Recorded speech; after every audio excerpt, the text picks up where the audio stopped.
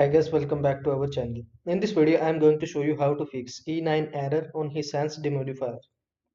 As you can see, I am in the official website of Reddit, where the people shared their opinion and solution regarding this.